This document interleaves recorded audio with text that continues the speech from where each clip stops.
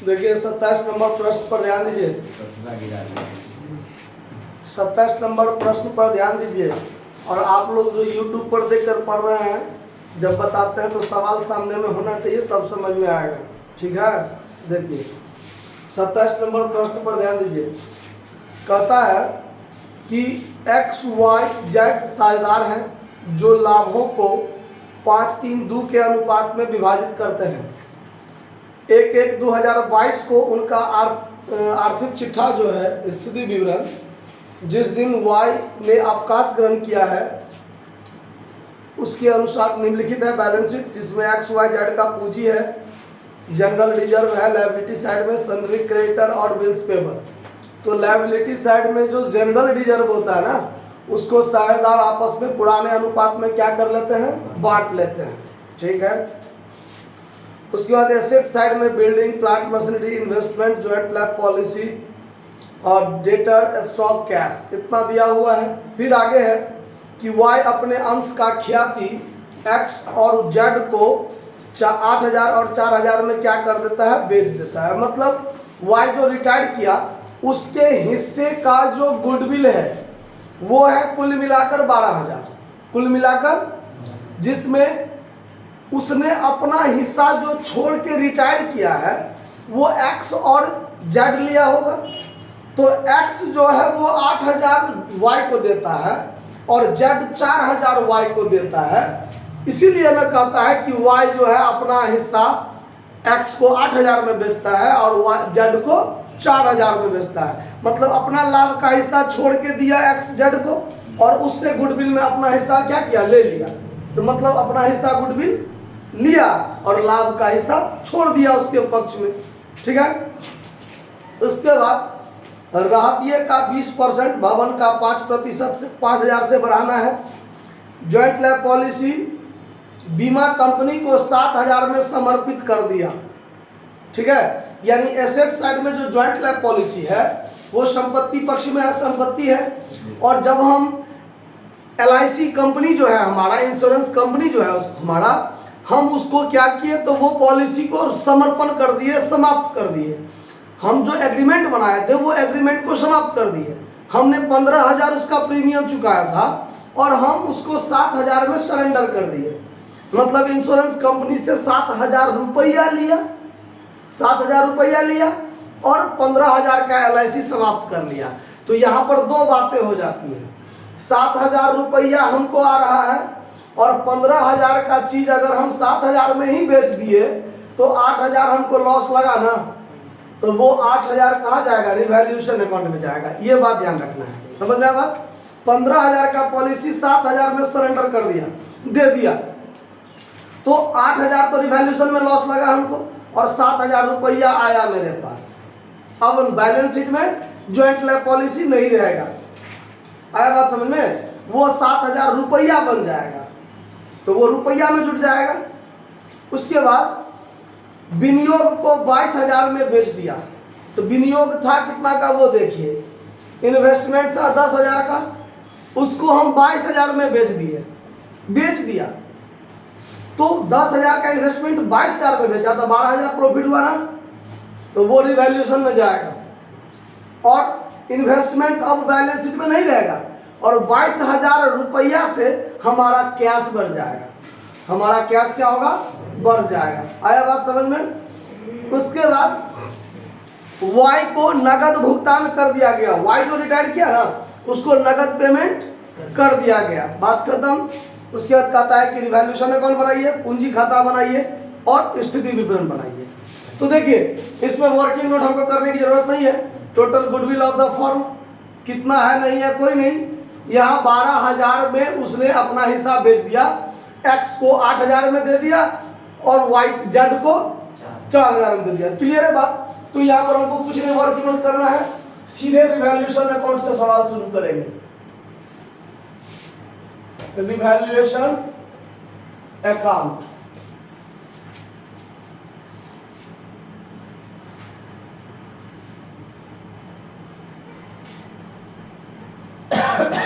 देखिए तो revaluation account में क्या होगा, तो राहतिये को 20% से बढ़ाना है। तो रहतिया है आपका 5000 और 5000 यानी स्टॉक को रहतिया भी कहते हैं। तो 5000 का 20% 1000, तो यहाँ पर हो जाएगा बाय स्टॉक 1000 रुपया, बाय भवन को बढ़ाना है 5000 से बढ़ाना है, तो बाय बिल्डिंग अकाउंट कितना 5000। उसके बाद संयुक्त जीवन बीमा पॉलिसी को 7000 में समर्पित किया, तो 7000 नहीं लिखाएगा। अब 15000 का था एसेट्स में ज्वाइंट लाइफ पॉलिसी, तो वो 15000 से भी नहीं मतलब है। 15000 का चीज 7000 में बेचे तो 7000 तो रुपया हुआ, लेकिन रिवैल्यूएशन पर लॉस हुआ कितना 8000। रिवैल्यूएशन पर लॉस हुआ 8000, तो to joint life policy account या ज्वाइंट लाइफ इंश्योरेंस पॉलिसी लिख लीजिए। 8000 रुपया घाटा हुआ, ठीक है। उसके बाद इन्वेस्टमेंट 10000 का इन्वेस्टमेंट 22000 में बेचे, तो ना 10000 दिखाना है और ना 22000 दिखाना है। दिखाना कितना था 12000 फायदा हुआ है, तो वो 12000 मात्र दिखाएंगे बाय इन्वेस्टमेंट अकाउंट कितना 12000। और ये 22000 कहाँ चला जाएगा कैश अकाउंट में, कहाँ जाएगा कैश अकाउंट में। तो चलिए ये बात खत्म। तो ये हो गया 12 और 6 18000, यहाँ भी 18000, 8000 घटा तो बचा 10000, ये 10000 हमको फायदा हो गया।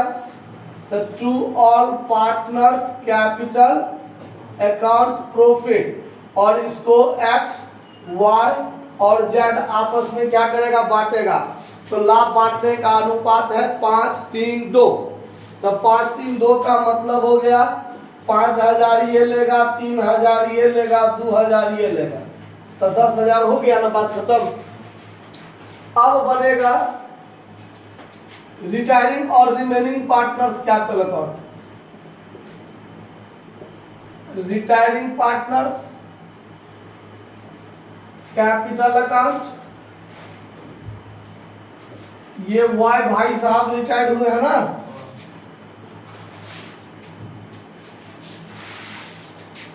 यहां क्रेडिट यहां डेबिट, और यहां लिख दीजिए रिमेनिंग पार्टनर्स कैपिटल अकाउंट।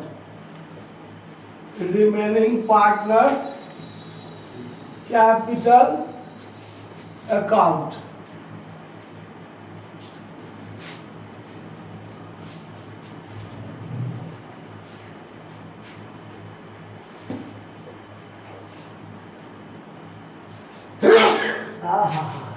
चलिए अब सवाल जो बनाएंगे बाय बैलेंस बीडी, इसमें भी होगा, और बाय बैलेंस बीडी इसमें भी होगा ना।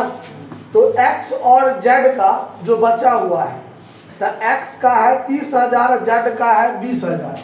एक्स, एक मिनट यहाँ थोड़ा लिखना पड़ेगा इसमें कि ये एक्स का है, ये जेड का, एक्स जेड का पार्टिकुलर, तो एक्स का है 30,000 और जेड का है 20,000, और वाई जो रिटायर्ड हुआ है उसका भी 20,000। ये हो गया पूंजी। बैलेंस शीट में देखिए जनरल रिजर्व है 10,000, बैलेंस शीट में जो बांटने वाला है, तो ये जनरल रिजर्व यहाँ बताएगा बाय जनरल रिजर्व, और यहाँ भी होगा बाय जनरल रिजर्व। तो 5000 एक्स, 3000 वाई और 2000 जेड, ऐसे ध्यान रखना है, समझ में आएगा। एक्स वाई जेड ऐसे साझेदार है ना, तो एक्स का हिसाब 5000, वाई का 3000, फिर जेड का 2000 हो गया। उसके बाद ये जो रिटायर किया है इसको भी रिवैल्यूएशन में प्रॉफिट मिलेगा, और इसको भी रिवैल्यूएशन में प्रॉफिट मिलेगा। तो देखिए x का है 5000, y का है 3000, z का है 2000, हो गया ना। अब ये रिटायर किया है, इसको गुडविल में हिस्सा मिलेगा, तो x देगा 8000 और z कितना देगा 4000। ये पहला पॉइंट में ही क्लियर है आपका। और तो कुछ बांटने उठने वाला बात है नहीं, बात खत्म। तो यहां पर खत्म हो गया खाता। 30 और 10 40,000, 20 4 24,000, यहाँ 40,000, यहाँ 24,000 और यहाँ पर हो जाएगा टू बैलेंस CD 40,000 और 24,000। देखिए तब एक्स और जेड का पूंजी का आंसर मिल गया होगा आपको। 32,000। अच्छा एक चीज तो छोड़ दिए ना, ये जो दोनों चीज दिया है ये कहाँ दिए हम लोग, ये बात सब ध्यान रखना है। To Y capital account, to Y capital account, ये जो गुडविल में दिया है ये 8,000 और ये 4,000। तो अब इसका CD कितना बचेगा 20,000 और इसका बचेगा 32,000। ठीक है ना। तो ये बात ध्यान रखना है, इसमें दे दीजिएगा, इसमें नहीं दीजिएगा तो मिस्टेक में गलती कर लीजिएगा, इसको ठीक रखिएगा। ठीक है। और अब देखिए ये वाला बात खत्म हो गया।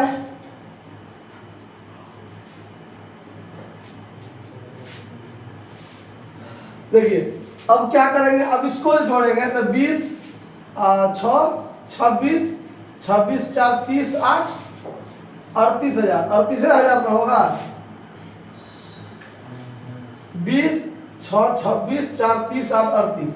अब देखिए ये जो y रिटायर्ड किया गया है तो लास्ट पॉइंट कहता है कि y को नगद भुगतान कर दिया गया। यानी जैसे पिछले सवाल सब में वाइज लोन अकाउंट हम लोग रखते थे ना, इसमें वाइज लोन अकाउंट नहीं रहेगा। यहाँ पर हो जाएगा to cash account final payment 38,000 उसको क्या कर दिया गया, पेमेंट कर दिया गया। अब हमको इसमें थोड़ा कैश अकाउंट बनाना पड़ेगा, कैश अकाउंट बनाना पड़ेगा। देखिए कैश अकाउंट में क्या सब होगा, DRCR। देखिए अब क्या होगा, कैश देखिए बैलेंस शीट में 10,000 है कैश, बैलेंस शीट में कैश कितना है, तो कैश का डेबिट से शुरू होगा ना, टू बैलेंस BD 10,000। अब इसमें कहां कहां से कैश आया वो आपका पॉइंट नंबर C बताता है कि 7,000 को ज्वाइंट लाइफ पॉलिसी जो है वो 7,000 रुपया में सरेंडर कर दिया गया है। तो यहाँ पर हो जाएगा to joint life insurance policy account 7,000 रुपया हमको आ जाएगा। उसके बाद इन्वेस्टमेंट को हमने बेच दिया, इन्वेस्टमेंट को कितना में बेच दिया, 22,000 में बेच दिया ना, बात खत्म। और ये जो टोटल हुआ 39,000, इस 39,000 में से हमने क्या किया, 38,000 किसको दे दिया, वाई को, वाई रिटायर्ड किया तो उसको 38,000 क्या कर दिया, दे दिया। तो यहां पर बाय वाइज कैपिटल अकाउंट लिख लेंगे 38,000। तो हमारे पास अंत में बाय बैलेंस CD कितना बच जाएगा, 1,000। यानी अब जो हम लोग बैलेंस शीट बनाएंगे उसमें कैश कितना दिखाएंगे, मात्र 1,000, क्योंकि कैश में बदलाव हो गया। कैश पहले से 10,000 था, 7,000 में ज्वाइंट लाइफ पॉलिसी बिक के आ गया, 22,000 में इन्वेस्टमेंट बिक के आ गया, तो हमारे पास 39,000 रुपया हुआ। लेकिन उस 39,000 में से वाई को हमने 38,000 दे के खत्म कर दिया बात, तो अंत में हमारे पास 1,000 रुपया रह गया। ठीक है। अब बनाएंगे हम लोग न्यू बैलेंस शीट।